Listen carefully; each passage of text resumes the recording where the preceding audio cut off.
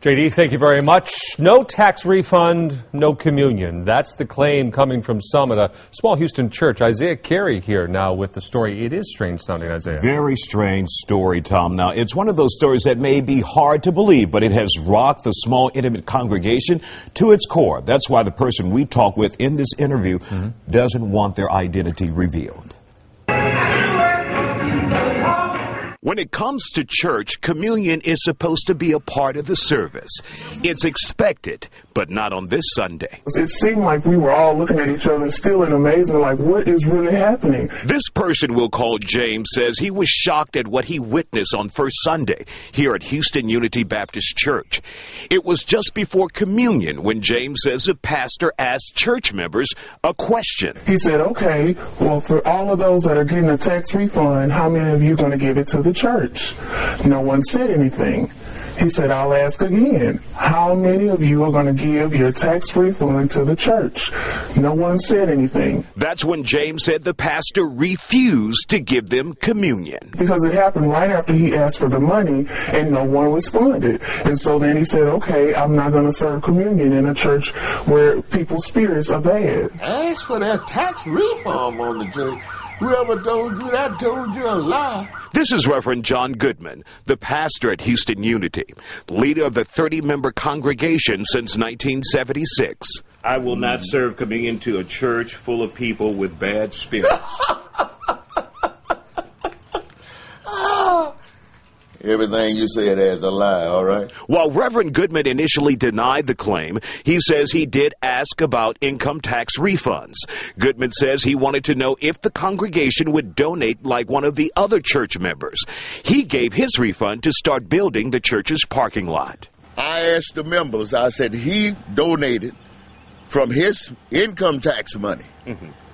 You understand? I asked for there any other members, which I know there is, that got income tax money. I asked them would they like to contribute it over here to the parking lot. That's where the tax money come in at. That had nothing to do with the church.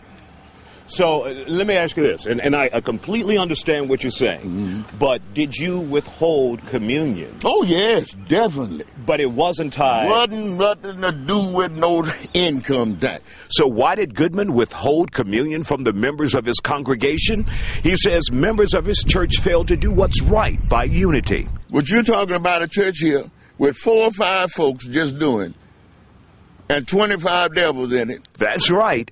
He called members of his flock devils. But Goodman says that out of frustration about a congregation he says has yet to step up financially. You call your members devils? The demons. What do you think they're going to say when they hear this? Listen, if the ones who come to you all with this, tell them that Reverend said, come and let me pray the demons out of you. In the end, Goodman insists he never withheld communion because members of his church refused to give tax refunds. Because I know that there was others who have gotten income tax that could have easily donated $5, $10, $15, didn't donate a dime. And you know why?